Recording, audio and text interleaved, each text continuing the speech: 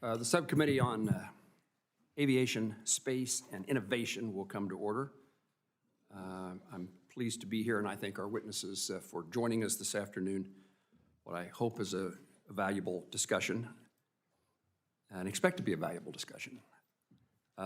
We convened this hearing because of the importance of the aviation and travel industry, a vital component of our nation's economy, and trying to find ways to make certain that that industry is stable, including in difficult times like a government shutdown. That stability is severely inhibited by the critical functions at the Federal Aviation Administration when they're suspended or when they're interrupted, and when Congress fails to act, the FAA and the aviation industry suffer. I'm pleased that the cancellations and delays plaguing our flights, airlines and airports are easing. One of the witnesses and I were on a flight that was delayed, but only for mechanical reasons this week, which has been different than it was previously.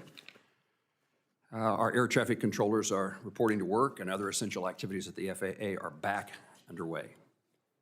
Thanksgiving, however, is just a few days away, and while we anticipate the airlines will be fully or nearly fully recovered from come next week, lingering strain and fatigue on the system perhaps is to be expected. There's roughly 31 million passengers are expected to fly next week for the holiday, but there may be lingering impacts on the system because of the shutdown. I look forward to the former governor, Governor Sununu, speaking to us this afternoon, hopefully providing us with a roadmap as to what Americans flying next week will expect from the airlines. Last week, the U.S. Travel Association noted that more than $6 billion were lost in travel spending because of the inability to fly, and we cannot afford, I'm sure the airlines and others, the people who work in the airports and in aviation, cannot further afford the instability and chaos. Our recent inaction in Washington has undoubtedly deterred young people from pursuing careers as air traffic controllers or other aviation professionals, a workforce we must prioritize. I hope that consideration of the fiscal year 2026 THUD, the Transportation Appropriation Bill, will begin in the Senate this week. That is the plan, and we're working to try to accomplish that, and it will lay a groundwork for Congress to fully fund the Department of Transportation and the FAA with the resources it needs. The Senate appropriators passed the THUD bill in July by a vote of 27-1, very bipartisan demonstration there. Within this bill, we provided the Department of Transportation nearly $26 billion and the FAA nearly $20 billion between their operations and facility and equipment accounts, which fund air traffic control and modernization activities. This funding is in part there to allow Secretary Duffy and Administrator Bedford to modernize our national airspace system after decades of insufficient budget requests that merely sustained an outdated system. This issue received particular attention by me on January the 29th when the tragic circumstances occurred involving a flight from Wichita, Kansas to DCA occurred. It was a moment that this Congress, this subcommittee, and the administration all gathered around the idea of improving the safety of our airways.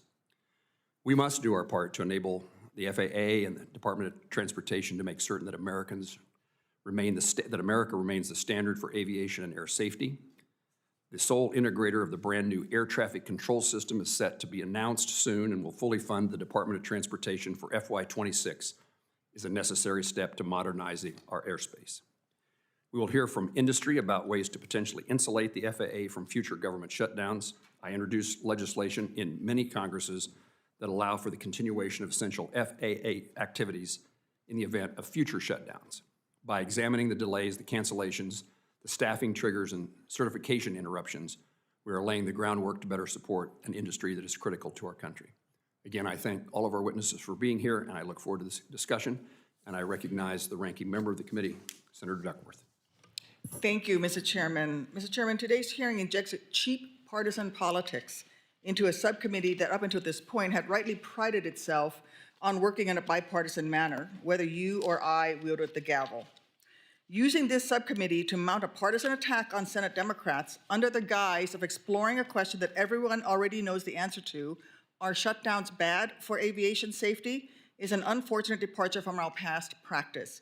Yes, government shutdowns are bad. Shutdowns are painful for all members of the career civil service that Donald Trump has gleefully attacked and traumatized since the first day of his chaotic second term in office. Shutdowns harm Americans that rely on their government for critical support and services, like the hungry kids that Trump refused to feed despite sitting on a $6 billion SNAP contingency fund. That's why Democrats voted to prevent a shutdown and voted repeatedly to reopen the government. Look, it's good that Senate Republicans finally agree with us that shutdowns are bad. I only wish there had been bipartisan agreement that millions of Americans losing health care coverage is also bad. Had Donald Trump and my Republican colleagues merely agreed with us on that principle, there would never have been a government shutdown in the first place, period. The sad irony is that failure to extend middle-class tax relief will hit red states the most. And the damage won't be merely disruptive and damaging, it will be catastrophic for Americans already struggling to get by. If Republicans fail to cleanly extend the ACA tax credits, the uninsured rate in Kansas will explode by 32% in 2026. And in Texas, the threat is even worse, with the Texas uninsured rate projected to skyrocket by 39%. 39%. Now, when it comes to championing our chronically overworked and understaffed ATC workforce, I will take a backseat to nobody on this committee. I will not be lectured by a senator who professes to love our controllers only when it's politically convenient. But when behind closed doors, away from cameras, that Cancun-loving senator not only failed to advocate for a max hiring requirement during FAA reauthorization negotiations, he actually opposed it. Let's make it clear, the guy that you think loves air traffic controllers opposed max hiring requirements for air traffic controllers during FAA reauthorization. So if Senate Republicans truly cared about controllers, beyond using them as partisan political pawns, they would have done what they've done numerous times before they truly care about something: change the rules. Yet, not only did Senate Republicans fail to change the rules to allow a simple majority to reopen the government, they blocked numerous Democratic bills from passing that would have paid civil servants during the shutdown. They even failed to force a vote on Chairman Cruz's bill to pay controllers during that shutdown. He had a bill to pay you. I also don't want to hear any BS about Donald Trump caring about air traffic controllers. If Trump cared about controllers being paid, he would have paid them. Does anyone seriously think that Donald Trump needs congressional permission to raid the Airport and Airway Trust Fund to keep the FAA operating during a shutdown? Please.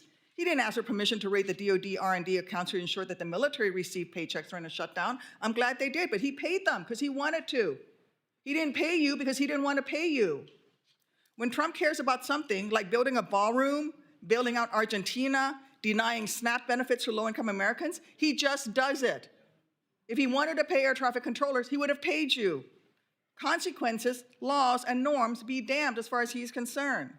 Trump's failure to simply cut paychecks for air traffic controllers confirms what should have already been obvious. Donald Trump doesn't give a damn about the ATC workforce. Look, the shutdown is over. But for 500,000 Illinoisans, millions of Texans, and over 200,000 Kansans, the threat of a devastating healthcare crisis looms large. This includes Americans like our witness here today, Ms. Eileen Spickler of Ottawa, Kansas. Eileen's husband, Barry, will be forced to forego health insurance because they simply can't afford to lose the $1,100 in tax relief that enables them to afford their monthly premiums. Eileen and Barry are not unique. They are among the 24 million Americans who are desperate for Republicans to extend enhanced premium tax credits. This should be easy. We just need to strike a word or two, or simply replace numbers in 2 places in the tax code. That's it. If Speaker Johnson had the courage to bring it to a vote, there are at least 229 votes in the House to pass the bipartisan Premium Tax Credit Extension Act, a Republican-authored bill that would cleanly extend the ACA's enhanced premium tax credits. I truly hope Senate Republicans will see the light and realize delivering tax relief that makes health care affordable for middle-class Americans can be, and indeed should be, a common-sense affordability policy that unites Republicans and Democrats alike. And let's stop turning this committee into partisan sham attacks on one another and get down to the real work of keeping America's flying public safe. I yield back. I'd like to introduce our witnesses for today. Our first witness is Nick Daniels, the President of the National Air Traffic Control Association.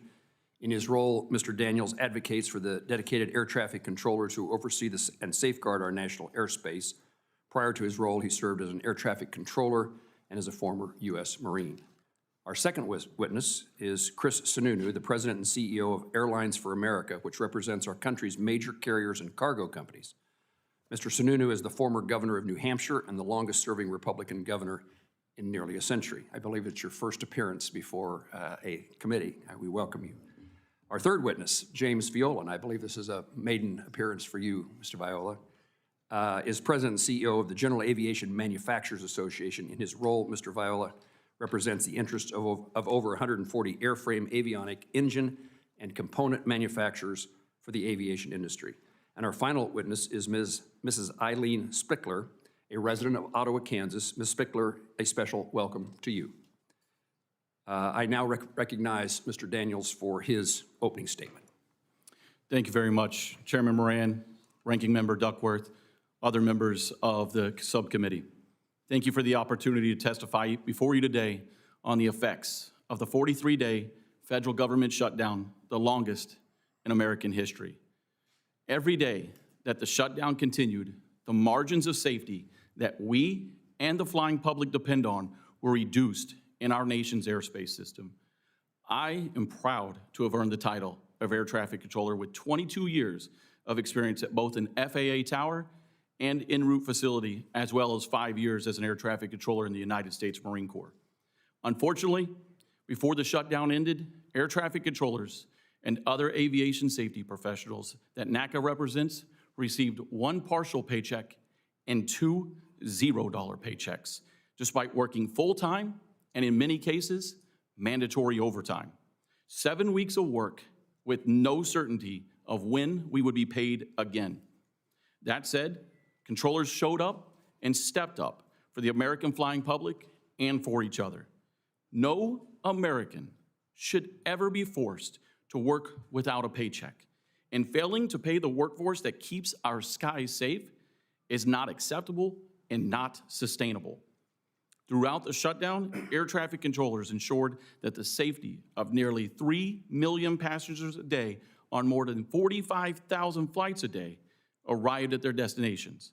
And controllers did this while operating with an overall shortage of 3,800 fully certified controllers that the system requires. Now, the unfortunate reality is, this is not new. NACA has been advocating for increased controller staffing for more than a decade. NACA thanks this committee for its work to address the shortage in the FAA Reauthorization Act of 2024. It not only updated the FAA's controller staffing targets, it also requires the FAA to hire the maximum number of controller trainees for 5 years and deploy tower simulator systems at every FAA tower to improve training and reduce training times. This committee must continue its oversight role to ensure that the requirements it established come to fruition. But the effects of the shutdown had real consequences for hardworking, patriotic American workers. 2 weeks ago, we delivered over 1,600 handwritten letters from air traffic controllers to congressional offices expressing the hardships that they were experiencing. We heard from an air traffic controller that is training at her new facility. Her husband is a 20-year, 5-time combat veteran who had 45 documented explosions and 7 direct hits. He returned from Iraq and Afghanistan with a 100% permanent and total service-related disability. Consequently, she is the single source of income for her family. Their son just graduated in AVA school, but they couldn't afford to attend the graduation. In addition to training at her new facility, she sold plasma twice, started driving for DoorDash, and towards the end of the shutdown, she had to take a part-time job on her regularly scheduled days off. We heard from recent graduates of the Oklahoma City Air Traffic Controller training in Oklahoma where they were resigning because they could not begin this challenging new career without a paycheck. We've heard from air traffic controllers who were struggling to find ways to pay for gas to get to and from work, while others struggled to pay for childcare so they could go to work. Air traffic control is one of the most mentally demanding and high-consequence professions in the world. Every moment we are at work, it requires everything we have: focus, judgment, decisiveness, perfect decision-making, thousands of times a shift. And what hangs in the balance is our responsibility to safety in order to prevent tragedy. Air traffic controllers must show up day in and day out, fully prepared to handle the stress, pressure, and the weight of our responsibility to the American flying public and their safety. And this is why NACA does support Chairman Moran's Aviation Funding Stability Act that would ensure the FAA would be able to pay employees and perform all of its functions in the event of a future shutdown. We also support the passage of any other legislation that would ensure this nation's air traffic controllers and other aviation safety professionals are paid during any future shutdown, including Chairman Cruz's Keep America Flying Act of 2026. Air traffic controllers and other aviation safety professionals are this country's patriots dedicated to the safety of the flying public, and they should never be subjected to these challenges that distract them from their critical safety responsibilities. They are real people, they are real Americans, and they were facing very real problems. They deserved better. And I'll be happy to take your questions. Mr. Daniels, thank you. Senator Sununu, excuse me, I know Senator Sununu, Governor Sununu. Sorry, no senator here, but I appreciate it.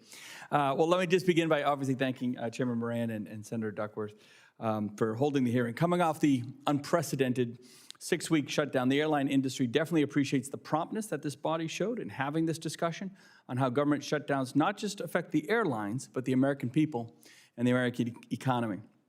I also want to recognize and thank the efforts of the TSA employees, the CBP employees, and of course the air traffic controllers represented here by Nick Daniels. All those individuals who showed up week in and week out without paychecks, without certainty, and made those personal sacrifices because they understood that the national airspace isn't something that this country can put at risk. They understood that the airline industry and its people, they are a national strategic asset, and I hope we can all agree should never be used as a political football. Now, the good news is we all know that this problem can and should be avoided, and there are opportunities before this body that would remedy the situation, not just temporarily, but permanently. That leads me to a special thanks to Chairman Moran for his Aviation Funding Stability Act. We need solutions like this to be implemented to shield the FAA and its workforce from the politics of a shutdown. So let me put into perspective the trends that the industry saw and was forced to react to as that shutdown progressed. One of the bigger questions that we receive. Typically on any given regular travel day, we can expect to see any controller staffing shortages cause about 5% of the overall delay. So for every delay that's out there, 1 out of every 20 might be because of a staffing shortage on a typical day. And so to ensure safety during the first 4 weeks of the shutdown, we saw that number triple to 16%, which again, to put into perspective, the cancellations weren't there, right? The delays were there because it was all about safety. But for the cancellations in those first 4 weeks, it was well under 1% of actual cancellations, which means the system was slowed down with increased delays, but the airlines, the FAA, the air traffic controllers themselves, they were mitigating the situation around the clock to ensure that passengers were getting where they were going and they were doing it safely. It was a Herculean effort, but with far better results than were seen in the last 2019 shutdown. Then came Halloween, which was America's true nightmare for our passengers. After 4 weeks of building pressures, the controller shortage spiked and remained elevated through the remainder of the shutdown. I'll leave it to Nick here to describe a lot of the strains felt by each of those individuals and their families, but understandably, it was clear that the system that was understaffed and antiquated before the shutdown was now overwhelmed. On November 6th, the FAA released Order Number 1, outlining the required airspace reductions starting at 4%, with the idea that it would build to 10% of forced cancellations in about a week. And these numbers may not sound like a lot, but for airline operations that require crew placement, management, asset placement, moving the actual airplanes to get them into position and repositioned, and then dealing with all the customer service demands that inevitably will result from such cancellations, it really became a 24-hour nonstop logistical nightmare for the airlines themselves. Just 3 days later, the number of delays had dropped, but the cancellations increased had skyrocketed, not to 4, but to well over 10%. And cancellations themselves increased from about 140 around November 5th to 2,800, 20 times that in just 4 or 5 days. Luckily, the Senate passed the continuing resolution less than a week after the initial order. But believe me when I tell you that while safety was always maintained through the shutdown, there were discussions within the industry that in order to ensure that level of safety, which is absolutely required, much larger portions of the American commercial fleet may have to be grounded because logistically it just wouldn't have been possible to keep meeting those cancellation requirements. So what did this cost us? And by us, I don't mean the airlines. I mean, what did this cost America? The airlines themselves are taking a hit of about $50 million a day, just in the potential refunds to cancel passengers. But more importantly, the American economy was feeling all of these dominoes fall. And when you add the impact to airlines and hotels and restaurants and rentals, the low estimate we found says that the flight cancellation impact was close to $500 million per day by November 10th. And for the entirety of their shutdown, some estimates are clocking it at a $20 billion hit to America's GDP. So how do we make sure this doesn't happen again? First, it's as it was outlined here. Congress has to pass the Transportation Homeland Security appropriation bills, a minimum first step that's critical for all airspace functions. Second, Senator Moran's Aviation Funding Stability Act will pay for FAA during times of government shutdown. It's a public-private partnership, and we appreciate his leadership to ensure that the government is living up to its responsibility to the American public. And third, we're grateful for the first $12.5 billion, but there's another $19 billion that absolutely has to come. Modernization is absolutely key, but you can't just put in one piece of the puzzle. The whole thing has to be there, and so to ensure those funds are there are going to be critical to making sure that, again, we don't have a lasting problem in America's airspace. Thank you. Mr. Viola. Senator Moran, Senator Duckworth, and members of the Subcommittee on Aviation, Space, and Innovation. Thank you for inviting me to testify regarding the impact of the recent government shutdown on the aviation sector.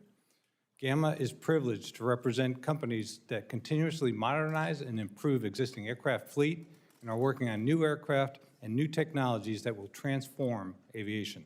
I want to acknowledge the dedication and sacrifice of the FAA employees and others who are responsible for the safety and the security of the aviation sector.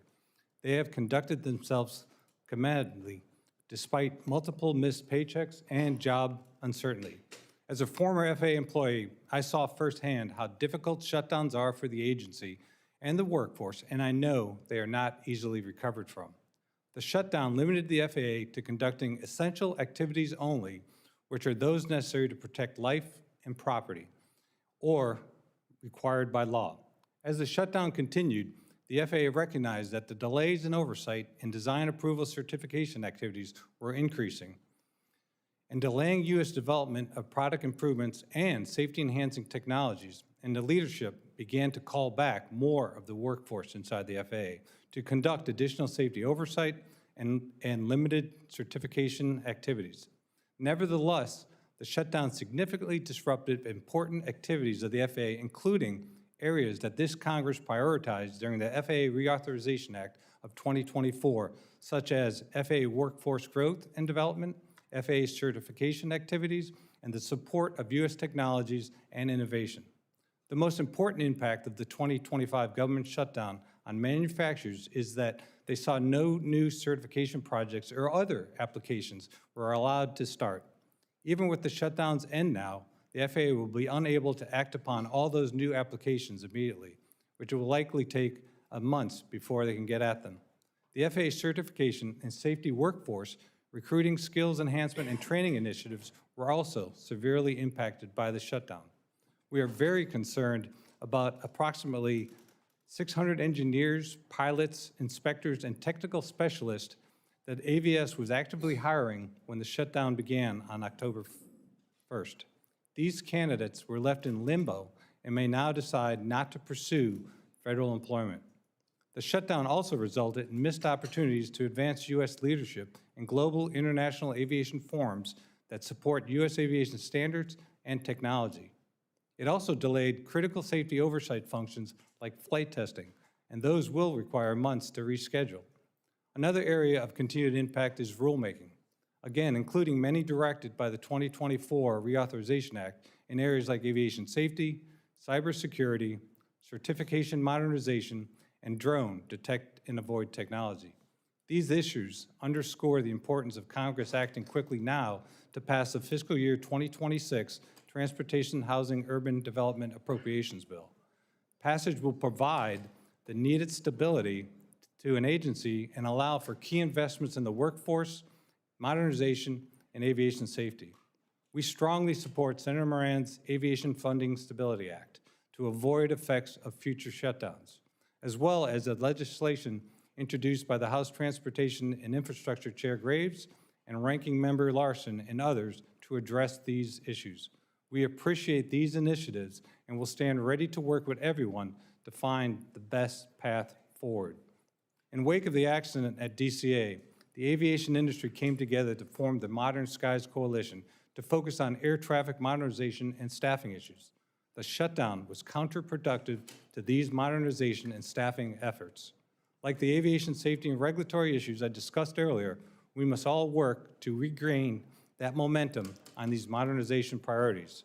It is a national imperative. GAMA appreciates the opportunity to share the manufacturers industry's perspectives today, and I look forward to working with members of this subcommittee on efforts to improve the strength and operation of the FAA. Thank you, and I look forward to your questions. Thank you, Mr. Viola. Ms. Sprickler, you're now recognized for 5 minutes. Thank you. Aviation Subcommittee Chair Moran and Aviation Subcommittee Ranking Member Duckworth, thank you for holding this hearing and for inviting me to be here today. Senator Moran, it was really nice to meet you in the airport yesterday. My name is Eileen Spickler, and I live in Ottawa, Kansas, with my husband, Barry, who is here with me today. We moved to Kansas 7 years ago from Gaithersburg, Maryland, to be closer to Barry's kids and grandkids. Being here has been a blessing and has allowed us to watch the grandchildren grow up. I would like to sit here and tell you that we were affected by the many airport delays and canceled flights that were happening around the country. I have nothing but the utmost respect for the hardworking TSA agents, air traffic controllers, and others who worked overtime during the shutdown. The truth is that Barry and I cannot afford to travel right now. We would love to be able to visit friends and family, but the cost of a flight is just completely unfathomable to us right now. We are barely scraping by and struggling to afford our basic needs, and our health care costs keep going up each year.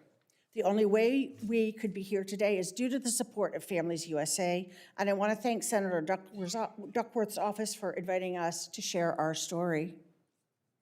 My husband Barry retired in June of 24 after 15 years of working as a government contractor for the Food and Drug Administration and after nearly 50 years in the workforce. Barry's retirement came earlier than we intended at age 63 because the budget for his FDA contract was cut. As a remote worker, Barry was embarked for layoff because he could not report in person to Maryland. That's when our financial troubles really started, and it's been nearly impossible to keep our head above water ever since. Barry runs a guitar booth at a local antique store and hosts weekly jam sessions for fellow musicians.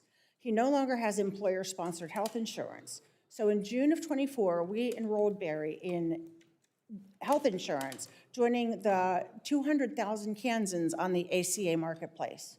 Since enrolling in ACA coverage, Barry has undergone treatment for 2 kidney stones, one of them life-threatening, and received numerous MRIs, CT scans, and x-rays that have all been covered by insurance. His plan is not perfect, and the cost of copays, premiums, and prescriptions have gone up each year, but the monthly payments have been affordable enough with the tax credits, and it has allowed Barry to get the care he needs. In 2025, we paid $109 a month, and we received almost $1,200 per month in subsidies. If it weren't for the premium tax credits, we would not have been able to afford insurance for Barry at all. And honestly, I don't know where we'd be, or if we'd even be sitting here before you. Access to affordable health insurance is life and death for us. In 2026, our plan is going up 125% from $109 to $246 a month. Because of this increase, and with the tax credit set to expire, we have decided not to enroll Barry in coverage for next year, and he will go uninsured until March when he is eligible for Medicare.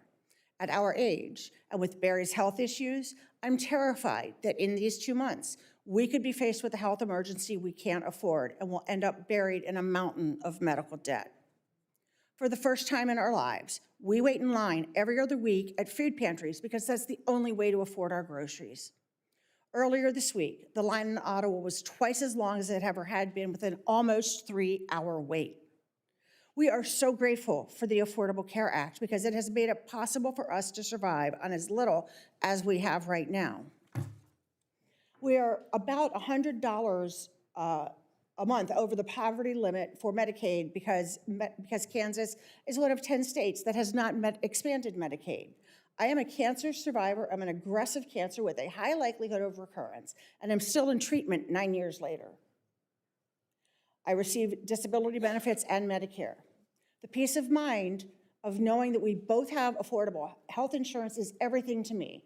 But these last few weeks, knowing we're facing a gap in Barry's insurance for next year is terrifying for us both.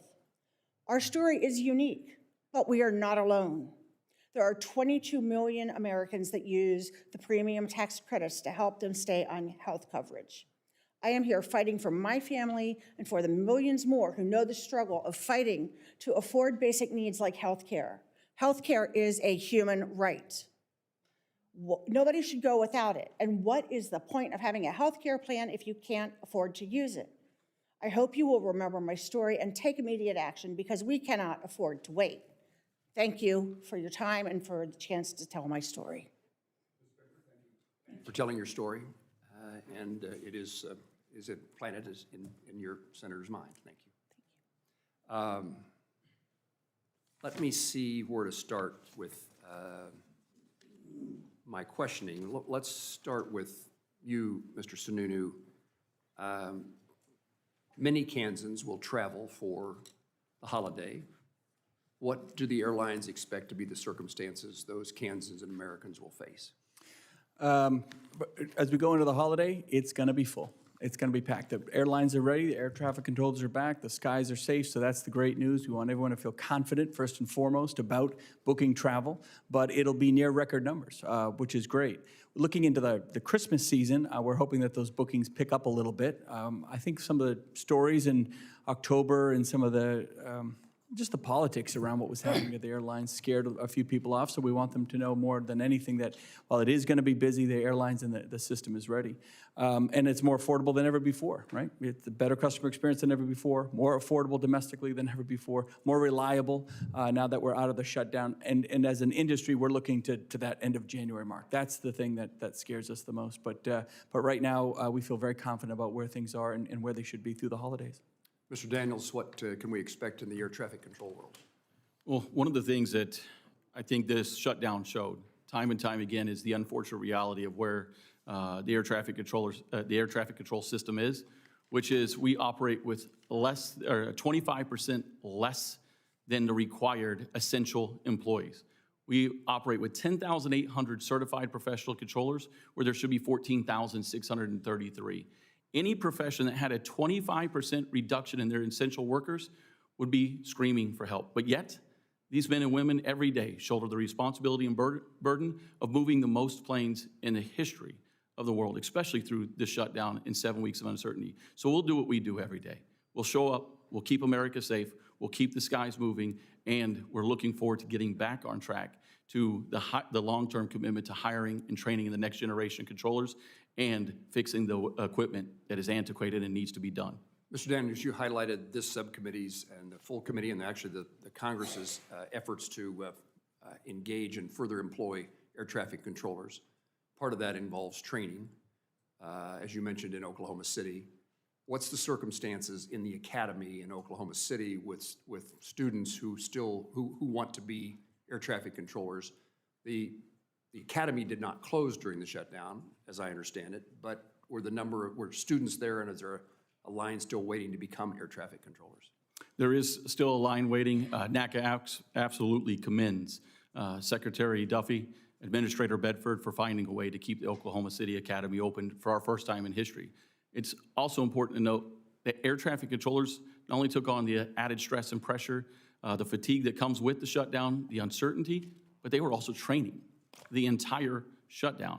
But for our first time in history, we saw people start resigning out of the academy, saying, you know what, I can't afford to pass the Oklahoma City Academy, move hundreds if not thousands of miles to one of the most high cost of living areas in America, which are near our major airports, to pick up a career in a profession that's not going to pay me, and I have no idea when. And they started to resign. And not only their resignations, but also controllers in mid-career started resigning, saying, enough's enough, I have to go find a job that has more stability than this. Mr. Vaioli, I think you probably represent the opportunity to talk about an area that's not necessarily thought about during the circumstances we've been through, And that's the certification process by which we advance aviation's technology and capabilities, and we build and produce more airplanes to fill the fleet. Tell us in your words what it is that was not occurring during the shutdown that matters to the safety and well-being of the flying public, as well as what it means to our ability to compete in a global economy. So as new technologies are certified to get onto aircraft, the ability to get those new projects into the FAA to start that process to get them on board the aircraft. So the modernization of aircraft would be one thing. And then the fact that everything just kind of shifts and the rescheduling of the activities with the FAA to do those new projects, the new technology bases to be a leader in the aviation community. Thank you. Senator Duckworth. Thank you, Mr. Chairman. Mr. Daniels, you noted that for the first time in history, and you just said you commend Secretary Duffy and FAA Administrator for finding a way to keep the Air Traffic Controller Academy open and keep training. In your conversations with them during the shutdown, did you ask them to find a way to also pay air traffic controllers since they found a way to keep the academy going? I did not specifically have that request of them during it, but it was loud and clear that paying air traffic controllers is essential. So it was, you commend them for keeping their academies going, but you didn't actually ask them to pay the air traffic controllers. I mean, if DOD, if FAA can continue hiring and training air traffic controllers because of failing to do so would risk the imminent loss of life or loss of personal property, surely there's a case to be made for paying air traffic controllers from reprogrammed funds or even donations from industry. I mean, if DOD can use funds that Congress authorized and appropriate for R&D and not salaries and expenses, along with accepting a billionaire's donation of over $100 million to pay military men and women, what stops FAA from following suit and reprogramming funds from accounts like the Airport and Airways Trust Fund to pay air traffic controller salaries or solicit donations from industry? Did you have a conversation about using those funds to pay the air traffic controllers, which I would have supported? I did not have a specific conversation as what you're referencing, but I'll put my request on record from now and in the future. I welcome any chance to pay air traffic controllers for the work that they're doing, and they should never go uncompensated for the work that's being done or used as a political pawn in a political dispute. I think that's what's happening today, is that you're being used as a political pawn. When this hearing was advised, it was called the damage of the democratic shutdown. I have been the strongest supporter of air traffic controllers. I think you should have been paid. I think that we should have caught up Senator Moran's bill or Senator Cruz's bill. We could have passed it and you should have been paid. It is unconscionable that we had at least one death by suicide that I heard of an air traffic controller in the shutdown. This is not acceptable in our nation. But what is happening today is political theater to use you guys as pawns to score points post-shutdown. I would rather we be talking about what we need to do to get, for example, Mrs. Sununu, the data that Secretary Duffy talked about that was forthcoming for why we needed to do the slowdowns. I think we all would like to see that data. None of us have seen it. I think we should be talking about passing these pieces of legislation in a bipartisan way. We should not be scoring political points, but we are here now. So since we are here, I'm gonna talk about why we had a shutdown in the first place, which is healthcare. Let me just ask our witness, Ms. Spickler, as a cancer survivor yourself, how do you feel about Republican proposals that would revive high-risk pools and largely seek to promote schemes that lower health insurance premiums by giving young and healthy Americans junk plans in exchange for permission to screw over Americans with pre-existing conditions, disabilities, and other serious medical conditions? Thank you, Senator Duckworth. I remember what it was like before the ACA was passed, and it was horrible. When I was in my 30s, I went twice without health insurance. I could not afford it. I was getting medication from Canada until the whole donut hole thing started, which, anyways, yeah, and I don't agree with it because I lived it. This is my lived experience, and I don't want to be a political pawn either. What I am dealing with is just as important as air safety. And so I don't understand why it has to be so bipolar. Why can't it be both and instead of either or? They are equally important. They both need to be addressed. And stealing money from one to pay billionaires is not fair. That is, none of this is fair. And I don't even know if I'm going off topic or not, but I would, very I much on qual, topic. I did not, I could not, I had pre-existing conditions and I could not qualify for any kind of affordable plan. It was like $1,200, and that was 30 years ago, a month. You're right, we should not be pitting air traffic controllers against the healthcare affordability for Americans. And that's not the purpose of this committee. The purpose of this committee is, and the subcommittee is air traffic safety. And that's what we should be focused on. So let's stop with the games. We can focus on what we need to do to move forward, but let's remember how we got here, but also remember who championed you Yes. during the FAA reauthorization. I did. I was the biggest supporter of air traffic controllers. And to come in here and act like you don't remember any of that is offensive to me. I yield back. Senator Kim. Thank you, Chairman. Mr. Daniels, thank you for your testimony and what you shared in terms of the struggles and the challenges that air traffic controllers and others faced. I had the chance to talk on the phone with some air traffic controllers from New Jersey and during the shutdown, and I'll tell you that, they were telling me just, that they felt like they were pawns, is the words that they said. They felt like they were taken for granted. It was really hard hearing just the emotion in their voice. And I'll be honest with you, they were livid at what they were seeing in terms of Capitol Hill. I mean, they were straight up telling me that why do they have to show up to work and not get paid when, frankly, the House of Representatives wasn't even in session for this entirety of the shutdown, and members of Congress are getting paid. And one thing that I kept hearing was this idea of feeling that, members of Congress, the president are getting paid, that we're playing with other people's chips, that we don't feel it ourselves. And this is something that I felt very personally too. I was a career civil servant in the federal government.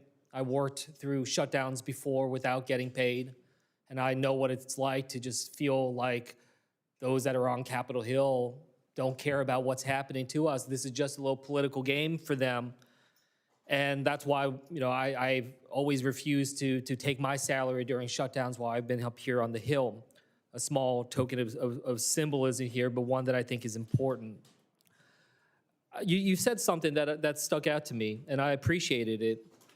You said no American should work without a paycheck, right, in your testimony? Yes, sir, I did. Yeah.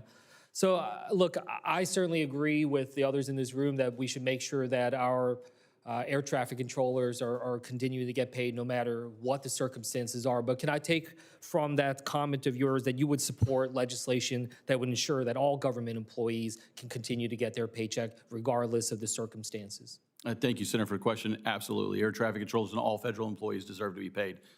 I think that's really important as we're talking this through. And certainly I understand the strains that air traffic controllers are facing. When I was an officer at the State Department, I know I had colleagues working in harm's way in Afghanistan and elsewhere that were not getting their paychecks. And it's just about duty. I mean, like, no one would tolerate a private company forcing workers to show up for work and saying, you'll get your paycheck maybe some other time. And I think that that's something that I just hope we can keep in mind here. Mr. Daniels, you also talked about how there's been a call for a long time for increased controller staffing. This is something I just hear year after year, I mean, and the challenges that we continue to face.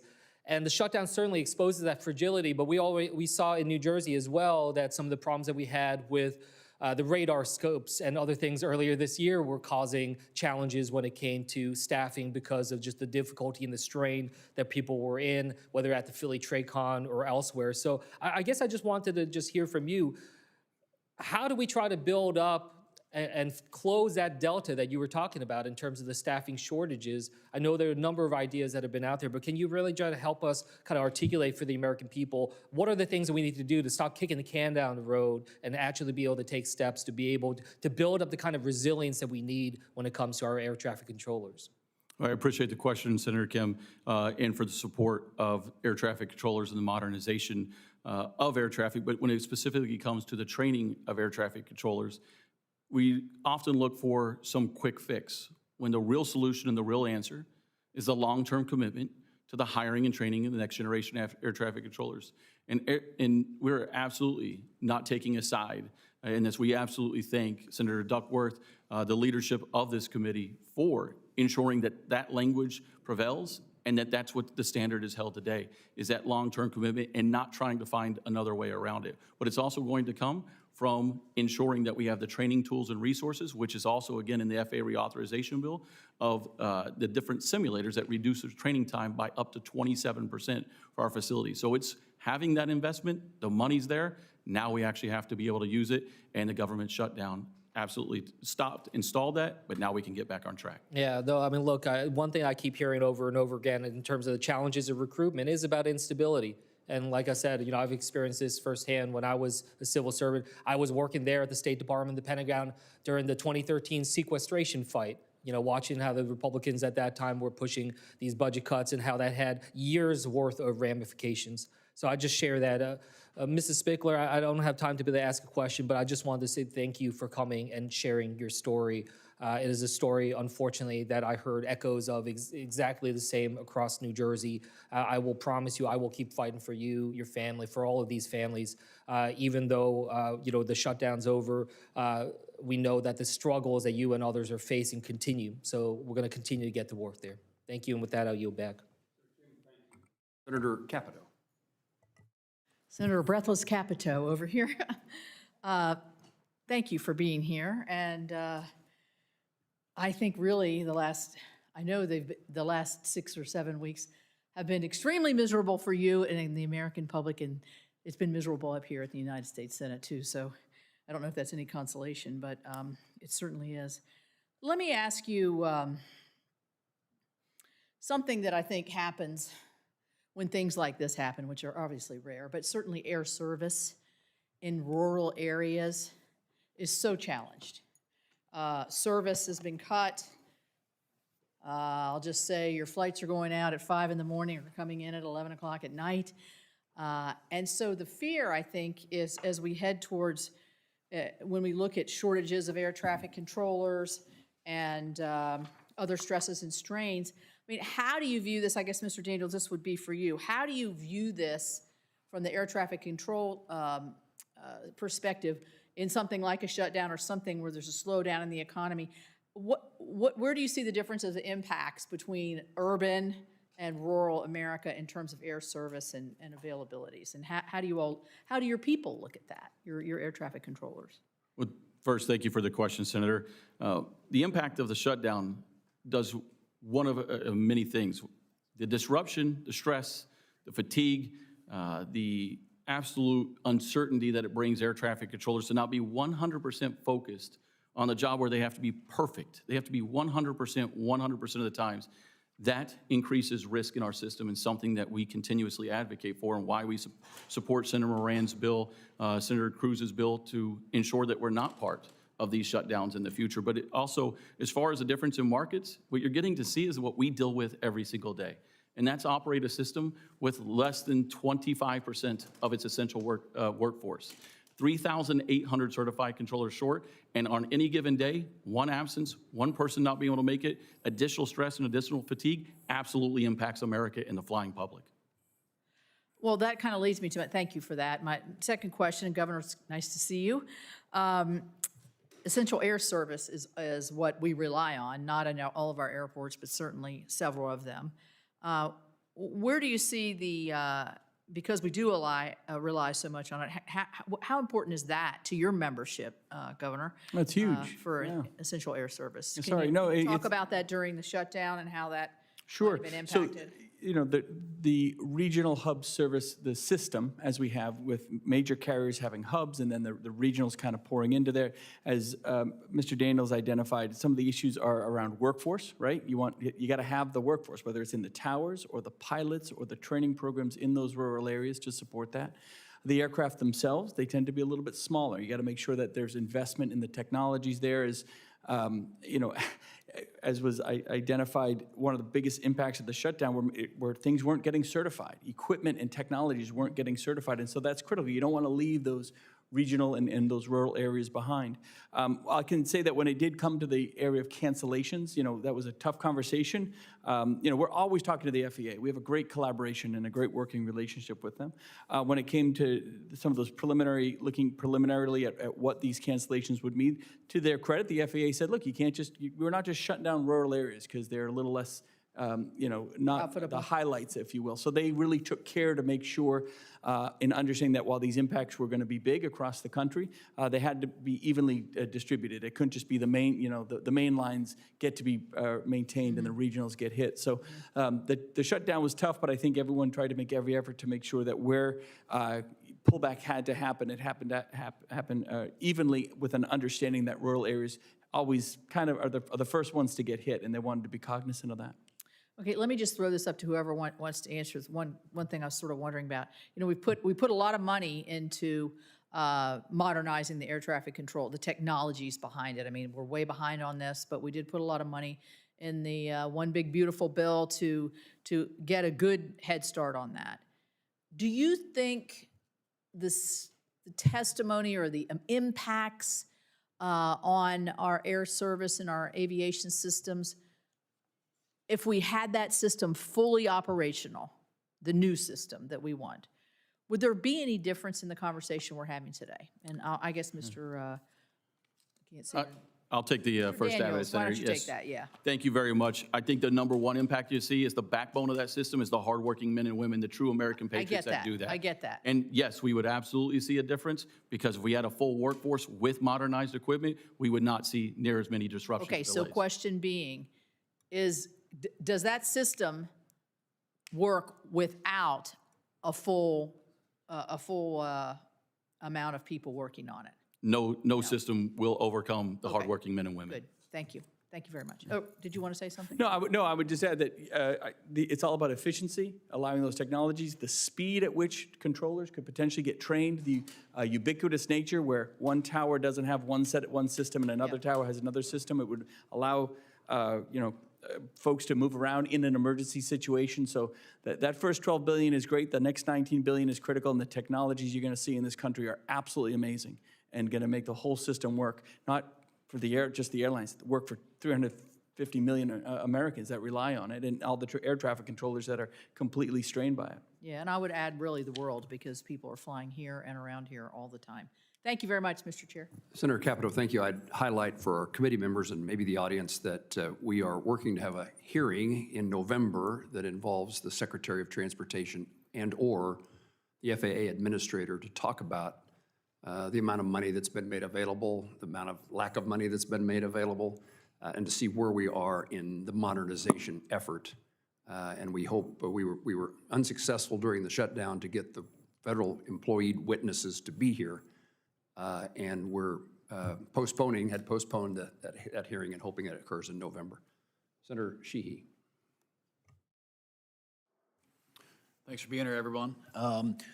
We all are focused on the airlines generally, ATC slowdowns and airline delays and how that derives, economically from that. But I think another piece of these, the manning shortage that came from the shutdown, but also are impacted writ large, is our FAA oversight PMOs, DPEs, folks who work within the FAA structure that allow small operators like 135 operators, 137, 133, the folks who are doing organ transportation, who are doing air ambulance, medical evacuation, who are crop dusting, who are doing aviation maintenance in a Part 145 repair station. They require access to their FAA oversight bodies and their local FSDOs and ACOs to continue operating for pilot checks, for periodic maintenance inspections. And when that oversight is not available, either those companies are operating under an extended period of a waiver, or they're just not getting the oversight and safety inspection that is required by law. So I'd be curious as your thoughts on that and what you're hearing from operators, either as manufacturers, Mr. Viola, or smaller 135, 137 operators in the field. Well, thank you for that question. I'll take the first round of that. Well, certainly the oversight of the designated pilot examiners as well as the DARs out there that are trying to get new certification, or STCs out there, delayed some of that getting to the field. And then, with the FSDOs having to, try to figure out what it was it can do, what it was that was important to get back from the leadership, and getting that out to employee has been difficult. The challenges of the workforce, it fits back into the workforce of the FAA, and not having that stable funding and not having to know, what is going on with the training in other areas. So that's why we certainly support any action that will pay the FAA during any of these government shutdowns, so that we can keep that oversight going, so we can keep the momentum going. And as was mentioned, the modernization that we're trying to do with $12.5 million or $1 billion now, we still look forward to trying to get that whole system in place with the additional $30 billion, so that everything that we do here in the United States can operate more effectively and efficiently for the taxpayers.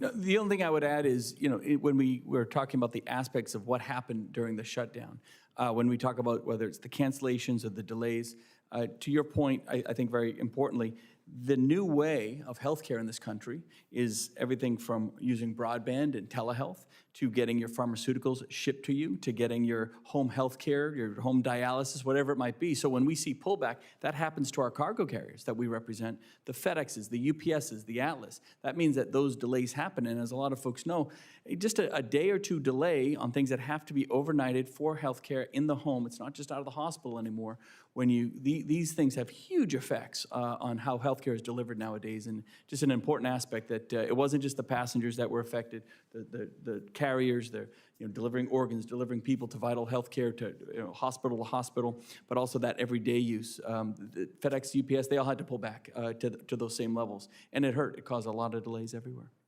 Well, there's already been a challenged infrastructure with regard to the aviation employment sphere. I mean, we can't get enough pilots, mechanics, controllers. This is pre-shutdown. This has nothing to do with shutdown. We've already had a challenge in making sure we have appropriate manning, both in the FAA as an agency, but also across the board in the private industry.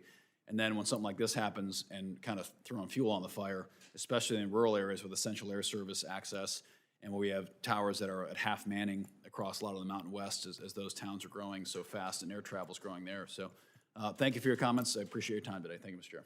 Senator Sheehy, thank you. We're pleased to have the ranking member of the full committee, Senator Thank you. Sorry to say Capito, Senator Cantwell.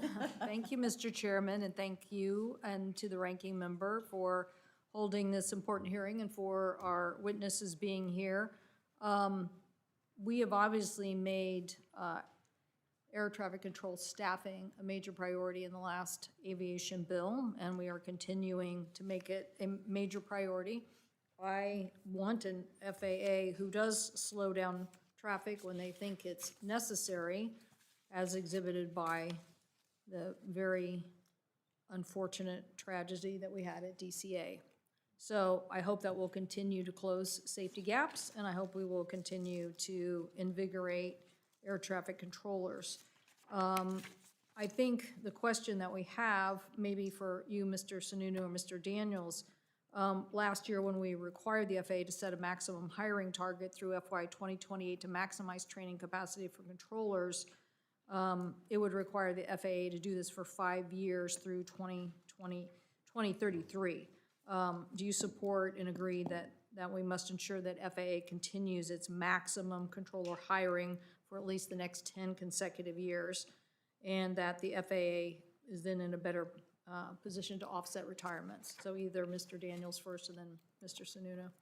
First, great to see you, Senator, and thank you for the support, especially when it comes to FAA reauthorization and the SAFE Act and the shared airspace. We truly appreciate that. As far as it goes, yes, it absolutely needs to be the long-term commitment to the hiring and training of the next generation of air traffic controllers. And that 10 years is critical for us to not only modernize the system, but ensure that air traffic controllers have a full staffing complement to take on the next generation of aviation, which is going to be through autonomous vehicles, drones, and otherwise. And that's going to be a new challenge that presents itself, but this workforce will be ready and up for it as long as the commitment stays there to ensure that they have all the bodies that are needed. Thank you. And I would just add 100%. I mean, and making sure that they're funded and paid and all that, that should be the low bar. I think making sure that you don't disincentivize people from coming into the industry, as Mr. Daniel was highlighting earlier, not just when seeing folks walk away from the academy during the shutdown. How do you go into a high school and encourage someone who's about to graduate to get excited about aviation, get excited about the industry when the headline every single day is you don't get paid? So I think the concern is not just did we see negative effects over the last 6 weeks, but that is going to have, unfortunately, negative reverberations unless we jump on top of the messaging. We ensure the American public that not just the appropriation bill that we're looking at moves forward, but Senator Moran's bill is real. Everyone gets behind it. We make sure that this just cannot happen again, because otherwise the uncertainty added to the system could be really detrimental for years to come. I have two more questions for you. So one, did the airlines comply with what the secretary requested? Oh yeah, look, the airlines made every good faith effort. In those first days, Friday, Saturday, Sunday, I think they had to meet a 4% cancellation. I think on Sunday we were over 10 because it was such a logistics You think nightmare. there's data that shows that? There's data that shows that? Yeah, they were over 10%. I think, I can pick individual. I think Delta at one point hit 16% the following Monday, something like that. And what they realized is, you know what, if they had to hit, let's say 4 or 6%, I think Monday it hit 6%, they realized, okay, we're gonna plan for a few percent below that. Why? Because it could be a maintenance issue or a weather issue, just the natural other cancellations. They realized they had to kind of build in to the calculus so they didn't over cancel.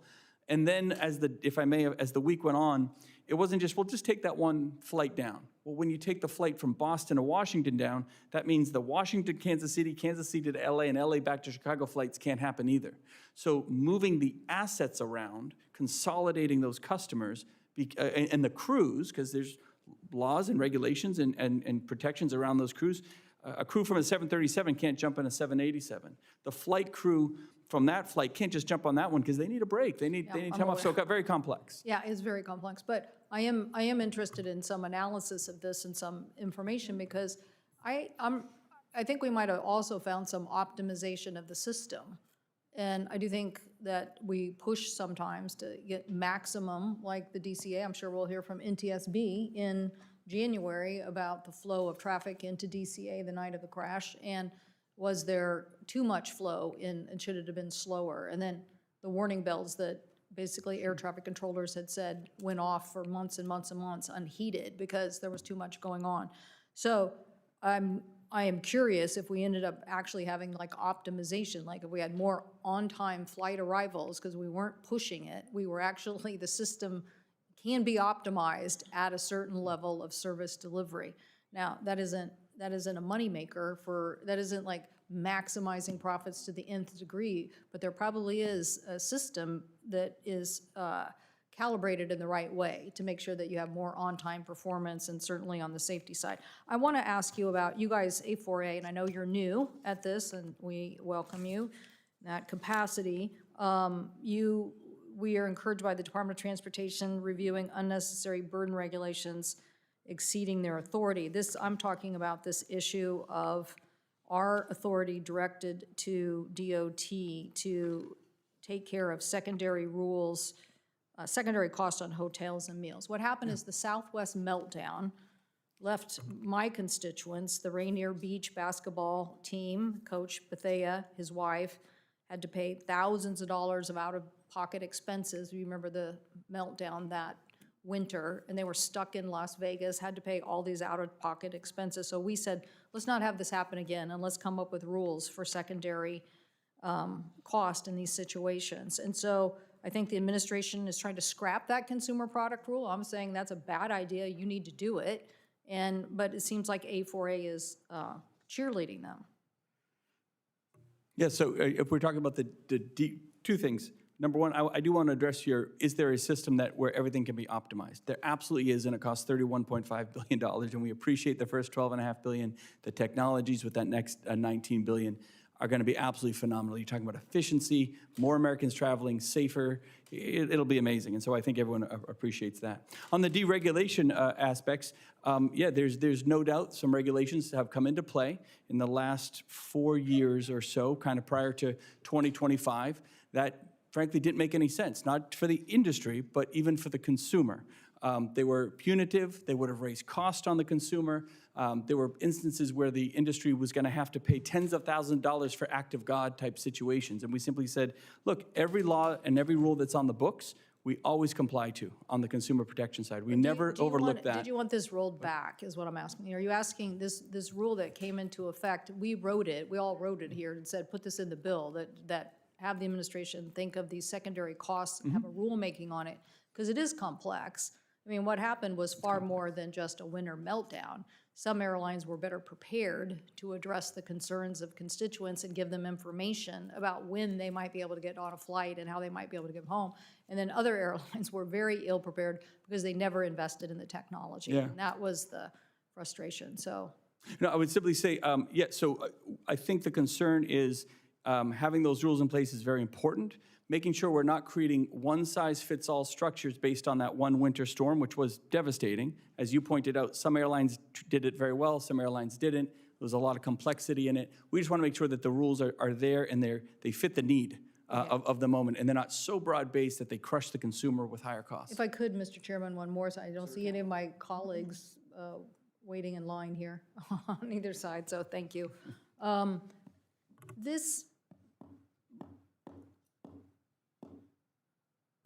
We have a bunch of people here with us today.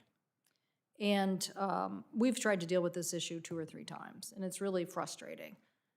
The people who are ramp workers at airports clean our planes. They help with the security of the system. They are part of the aviation system. We tried during COVID to help them and met with huge opposition, even though we worked very hard in about 25 days to come up with a plan to help the airline industry survive during COVID. We tried in the last FAA authorization bill to also resolve the issue. And the issue is these people, they're not falling through the cracks when it comes to cleaning the planes and servicing our airports and taking people in wheelchairs and getting them to locations. They're not falling, they're doing their job. But everybody acts like they are an island where they just appeared somewhere. They're not. They're part of this ecosystem. They are part of the aviation ecosystem, and they deserve to have health care. I do not want them coming on a plane sick. The whole point of getting on the plane, trying to make it not an unhealthy environment, why do you want the plane cleaned by people who are sick? So will you commit to work with me to find a solution to resolve this issue and help us get some compensation for the healthcare workers that are only people at the airport? Everybody else, flight attendants, stewards, people who work in the coffee shop, everybody else in this entire system has healthcare, but these people, and everybody dodges it because they think that it's not their problem. But they are part of the delivery system and they deserve healthcare. Will you work with me on this? Yeah, look, in terms of the healthcare issue, obviously it's a giant issue, and it doesn't affect the airline industry. It affects 350 million Americans, of course. So, but I'm here to represent the airlines and making sure that the airlines are safe, they're moving on time, that we don't get caught in the political side of things, and not the airlines, that the American public doesn't get caught on the political side of things. But those discussions have to happen. Those solutions have to be brought to bear. On the healthcare side. It's not the political side. They are part of the a plane can't just come and land without somebody cleaning it, okay? The airport and that sector work together to try to have the security team, the cleaning team, the maintenance team, everybody have a robust system. So I think what happens here is everybody points the finger to somebody else that, oh, there are contract workers. So there are contract workers, so we don't have to provide health care. And well, I would say, if I may, for those workers, they obviously don't work directly for the airlines per se, but if there are contractors or they they're they are contracted through airlines. and- That's the issue. And then the contractors don't deliver the care. Yeah, and I Don't would look to deliver their health. unions as well. I mean, a lot of them are represented by unions, and I would imagine that they need to make sure that they're incorporating that thing. But yeah, we're part of the big ecosystem, and we know we're the You big will dogs. work with So me. absolutely. Thank you. That's what I wanted to hear. Thank you. Thank you, Mr. Chairman. Senator Duckworth, anything further? I have a couple of questions. Well, if you're going to do second round, I'll do some as well. If you want to, you can. Okay. Please. Oh, You go and I'll wrap up. Okay, thank you, Mr. Chairman. In the days leading up to the Trump administration issuing an emergency order mandating a significant reduction in flights, separate and apart from restrictions triggered by ATC staffing shortages, the Trump administration claimed that this order was dictated by data. As Secretary Duffy stated, and I quote, "The data will dictate what we are going to do, data-driven, safety-driven," end quote. Now, the irony is that under normal circumstances, nobody would cheer louder than me for evidence of FAA changing its culture to be more proactive in using real-time safety data and, most importantly, making tough decisions to prevent deadly incidents. That is why the Trump administration's failure to transparently disclose the data underlying its emergency order, combined with Secretary Duffy's overt threats to ramp up flight restrictions unless Democrats rolled over and just voted for whatever plan Republicans proposed, was and remains deeply disappointing. It fails to strengthen confidence in good government, and the American people are understandably suspicious of a DOT and FAA that does not show its work. I have a fifth grader who I work with every day saying, "Honey, I know you're doing long division, but you need to show your work, otherwise your teacher thinks you use a calculator."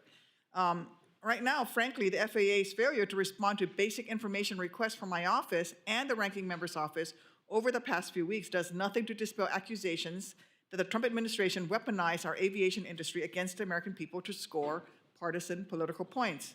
In justifying its emergency order, FAA noted that voluntary safety reports submitted in October indicated that operators, presumably many employees of the air carriers that A4A represents, had concerns about the safety of the national airspace system, despite the mitigation measures that had been put in place. Governor Sununu, did any airlines proactively restrict flight volumes independent of staffing triggers, or even preemptively contact FAA to recommend that the agency consider emergency action along the lines of the emergency order that the FAA eventually issued? I know you're new to the organization. I don't believe that any of the carriers actually said we're going to cancel flights because of this, but to be clear, the carriers, the Airlines for America and the FAA were talking constantly about data, about what they're seeing, staffing triggers, hot spots, and I would note that what was interesting about this shutdown from the first day on October 1st all the way to the end, there was never consistency. It wasn't like the Northeast has a problem. It was one day it was in the West, one day it was in Newark, one day it was Burbank, one day it was Nashville. So it was very hard to manage. It was almost like playing whack-a-mole. But at no time did the carriers say, we have to take more flights out. They said, we just need to put more mitigation strategies in to ensure safety, which they did, resulting in the delays, and that's why the cancellations were well under 1% for the bulk of October till the pressures really built. So in that emergency order, the FAA stated the agency had, and I quote, "observed evidence of increased stress on the national air traffic system and aviation safety data, particularly 40 high-traffic airports," which I think is what you're speaking to. Unfortunately, FAA did not provide further insight into precisely what evidence and what specific metrics it used to determine that emergency order was required to immediately halt flights at high-traffic airports. Did your members provide any data to FAA, or did they share any data to you behind that? Well, the biggest especially piece, at those 40, because I haven't seen it and I've been requesting it. Well, the biggest piece of data is incredibly obvious, all the staffing callouts. The fact that that was increasing day by day by day, the fact that you had, I mean, Nick, you could probably give the more accurate data. On Halloween alone, the staffing triggers and callouts from just the morning to the afternoon skyrocketed. And then sometimes we'd see that go down, but Saturday was brutal, Sunday went down, Monday, Tuesday were, so the data that, at least that we were looking at, were those staffing triggers and callouts, and we were watching that hour by hour. And post Halloween, it really never went down. It was really, really tough. Beyond that, I mean, I'd have to refer to the FAA for any other data points, but those are the ones that we specifically were looking at. And then there were the close calls. Where did you, and that data came to you from the FAA, or how did you get the call-out data on how many air traffic controllers? We get that data literally hourly. There's a couple different services that we use. So we get morning, I can see what they call staffing triggers, and then that gets, again, Nick can probably give you more information, but that can get to actual potential shutdowns where the actual towers just don't become sustainable to be manned in terms of landing and not landing. And we had a couple instances there. And if I may, shortly before the FAA came to us and said, look, we may need to talk about forced cancellations, you had 3 or 4 close calls on the taxiways, physical close calls. So that was clearly of concern. And I'm not here to defend the FAA. They can defend themselves. But I think they said, look, to the point that was made earlier, we want to be preventative here. We're not going to wait for a tragedy or a crisis to happen. Let's be preventative and make sure we can keep the airspace viable. Let's not be like, frankly, the rest of government and wait for a tragedy before we do something. They said, we're going to get ahead of it. And that was really tough for the airlines, but if you talk to the CEOs, they'll all say it was the right thing to do. Being safe and smart is always best, and staying ahead of it and being proactive. And those number of callouts were huge. Other data, I'd have to just refer to the FAA. But. My problem is that there's like all this different call-out data. So I've been trying to get a hold of all of the data. And if you guys were getting specific data from the FAA, I want to see that because the FAA has not provided it. And at one point, Secretary Duffy said he was getting 56 retirements a day. That was a number he put out, which I've not seen that backed up anywhere. And if it is, then I would need to know that. I'm just deeply concerned that there is a nebulous term of the data, and we don't know what that is. And if we want to look towards the future and do better the next time and do better even now, we need to know what that data is, and we should be sharing that data. And it deeply concerns me that FAA is not actually sharing the same set of data with everyone so that we're operating off of the same sheet of music. Yeah. Thank you, Mr. Chair. Yeah, the only thing we really looked at was those callouts. I don't mean to put Nick on the spot, but there's a couple different areas where I think you can see the actual number of callouts and the triggers. We subscribe to a system that gives us that data, but But yet, yeah. Secretary Duffy put out a number that was not consistent. Thank you. Thank you, Senator. Just a couple of things to wrap up, at least in my thinking. You all have been kind to mention the bill I first introduced in 2019 in an earlier shutdown. This is not a unique circumstance. We've been through this before. Is there anything in that legislation, maybe I should explain for our audience that the Aviation Funding Stability Act is legislation that seeks to insulate the FAA in the event that there's a government shutdown. The bill authorizes the FAA to continue to draw from the Airport and Airway Trust Fund during a lapse in appropriations with no general fund contributions. The AATF generates sufficient revenues independently to sustain all agency programs, including air traffic control operations, staffing and training, aircraft certification, and other essential functions.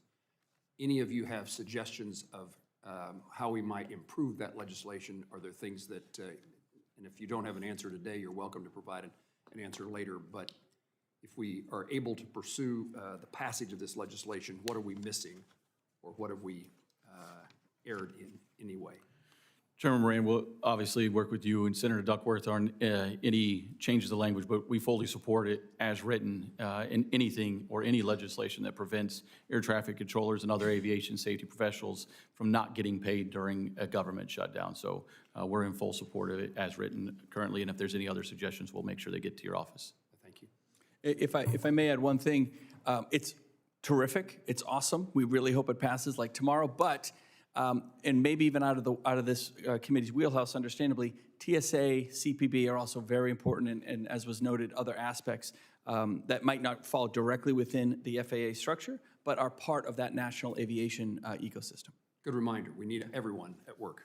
Yeah. Mr. Gallo? Sir, I would say we strongly support the Aviation Funding Stability Act. I wasn't really looking for that compliment, but it's helpful to be able to say that you do, and I appreciate that. You have both, you have highlighted two things, that legislation and then the importance of THUD and its appropriations process. I'd like to give you another opportunity as we are trying, as we speak, to clear holes that various senators have on appropriation bills. And the effort is to bring the defense appropriation bill to the floor with a vote this week, and then allow for other bills to be added, including the transportation appropriation bill. Tell us why it's important to pass an appropriation bill for the Department of Transportation in the arenas in which you work or represent. We'll start with the Modern Skies Coalition, as we're a part of it, has done a great job of articulating the issues. Secretary Duffy has gone out as well, talking about the need for the changes to staffing, modernization. We share many of the same components and the same vision. The true answers that America is looking for, the American flying public, are these long-term commitments in these bills. and that they are bipartisan and that we're working together and that are supported by the entire aviation community and not just by one group, is that we're all coming together saying what makes this system better. And that's the true, I would say, value and importance of what's happening right now, is you have an entire community speaking in unison of what is needed instead of just one entity politicking for themselves. I think anything that is focused on continuing to ensure that that voice it is moved forward is the true answer that's going to bring the solutions that the American people want and deserve. I would only add, it's obviously immensely critical in providing that confidence in the system. I think because the shutdown was so big, so impactful to the American public, folks are going to be watching. Maybe appropriations bills don't take headlines typically, but I think come mid-January, folks are going to be watching and saying, is this an industry we can count on? Is not just in terms of booking travel, but for the workforce aspects. All the things that Nick has been talking about, and God bless his teams for hitting on. We want to encourage that recruitment in, and it will, at a minimum, keep some confidence into the system. The one argument, I'm not arguing against it by any means, is that it only goes till maybe mid-26, something like that. So we're going to be back in this pickle again a little bit, which is why I'll call it your follow-on bill on aviation funding is so critical, because it really makes sure that regardless of which side, what the politics are today or 10 years from now, the aviation system in itself aren't held hostage to it. So for us, it's really about instilling that confidence for both the consumer and, more importantly, for the workforce that we need to keep coming into the system. So the government employee, and of course for our sector, the aviation employee, the FAA, the year has been very distracting to try to get work done with the FAA. I think the stability that the workforce needs, a long-term stability that you've heard here, not just, okay, we're going to make it now to January 30th, but they need to know that they are going to get paid, that they have jobs to do, that they can actually dig into these certification issues that my members need to get this new technology on the aircraft, to make the system safer. The Modern Skies Initiative that we're all members of, we want to see a great system out there that's able to support the new increased capacity, not reduced capacity that we had to show we can do here during the shutdown. But we want to get the eVTOLs of the future going. We want to get these new aircraft that serve the rural communities, the new capabilities that don't need the longer runways. So there's so much activity right now with aviation that, we want that momentum. And the passage of this bill right now, I think, would be key for investment in the workforce of the future. Thank you. I'll express those views to my colleagues. I know that you will as well. Senator Moran, if I could add just one thing, since we're talking about those bills and what's moving through and the support from them, I'd be remiss. It was brought up on this panel about another air traffic controller who took their life, and also about the mental health bill for aviation and the aviation professionals and the archaic medical system that remains under in getting, aviators and air traffic controllers the true help. That is something else that is a must-pass bill, and along with the appropriations that is going to go a long way for finally bringing this workforce up to the standards that are needed in getting them the help in advance of them taking their own lives. What's missing in doing that? The support of finally getting it passed through. It's out there, it's moving, and we're looking for everyone to support it. Thank you. I offer my condolences to the air traffic control community and the individuals involved in that death. It is unfortunate sometimes the circumstances of a tragedy is what motivates us to do our jobs better. And January 29th is a circumstance of mine, and I know that the families of those who died in that crash are in constant contact and encouragement to members of Congress, including me, about the importance of moving forward on the air traffic safety plan. And we will do our part, and it's a reminder that you just gave us about things need to be long-term. It's not just fixing a problem for the moment, but that needs consistent attention and consistent appropriations and financial support, and I appreciate that reminder. It's always been my practice to give the witnesses of a hearing I chair the opportunity to say anything that they didn't have a chance to say, that they now thought of, they wish they'd have said. I find myself in that circumstance often, and maybe something I said that I wish I wouldn't have, and you can retract something if you'd like, but anybody want to make certain that there's something included in the record that they feel like they need to now say? I'd like to start with one thing first. Thank you for having us. Thank you for allowing us the opportunity to talk about the issues. I think what this has highlighted and this shutdown has shown in the aviation world is how fragile the system is. But there are some terms that get thrown around, and I would say quite loosely. The terms of calling out. Air traffic controllers have an extremely high record for showing up in the emergencies and crisis of this country. September 11th, a pandemic, 2 of the longest government shutdowns in history, and air traffic controllers showed up and stepped up day in and day out. But the term of art continues to be they're calling in sick. They were calling in with no money. They were calling in with not being able to put gas in their car. They were calling in with not being able to pay for childcare. Those are real issues, real Americans, real patriots that are doing everything they can. They don't want to see that burden on another air traffic controller.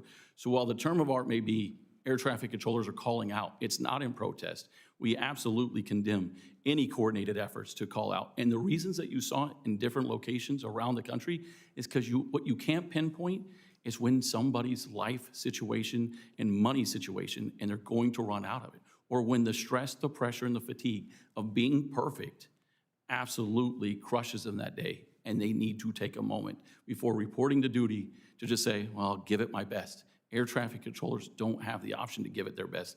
They have the duty to be perfect. And anything that we can do to support them through this bill and not allowing them to be subjected as a political pawn again, we absolutely support, we absolutely endorse, and we absolutely need. Thank you, Mr. Daniels. Mr. Sununu? No, I would just say thank you, and thank you for the timeliness. I mean, we're just on the heels of it, and so the fact that you're moving so promptly instills a lot of confidence. Mr. Viola, we were concerned when we scheduled the hearing. We perhaps expected that maybe the shutdown was still continuing and had some thought about whether the hearing still had merit after the shutdown concluded. And my conclusion was it did have merit so that we could learn from circumstances. Mr. Viola, anything?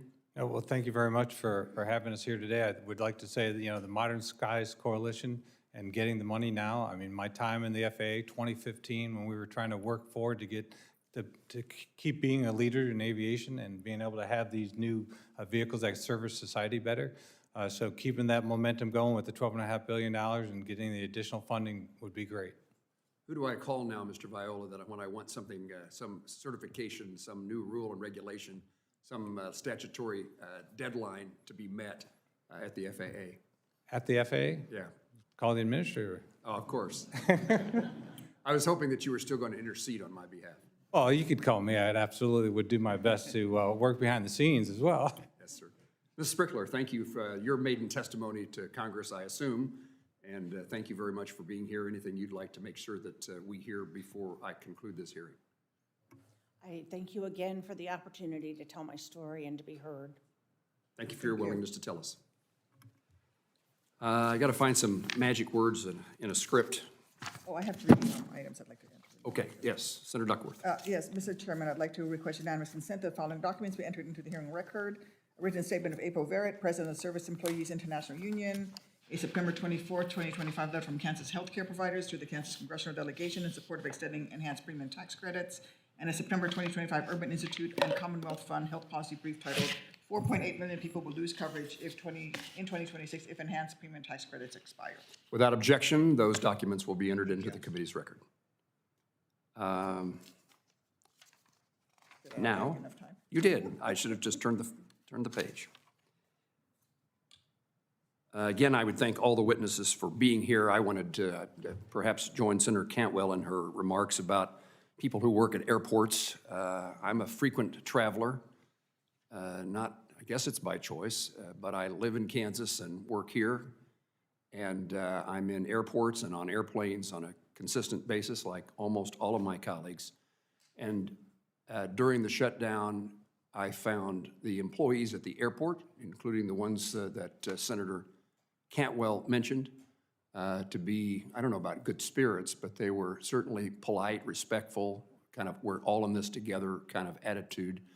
And again, it's something special, I suppose, about Americans and America in times of difficulty and adversity. There's still a common sense that we owe each other respect and try to make certain that the well-being of those who we care for is maintained. And I experienced that without exception And so I thank the folks who work at an airport and the people who work at the airlines and across the country. And just, I worry that we're beginning to take these kind of circumstances as too commonplace, and they ought to be extraordinary and not the norm. But regardless of which one they are, I appreciate people who are polite and respectful.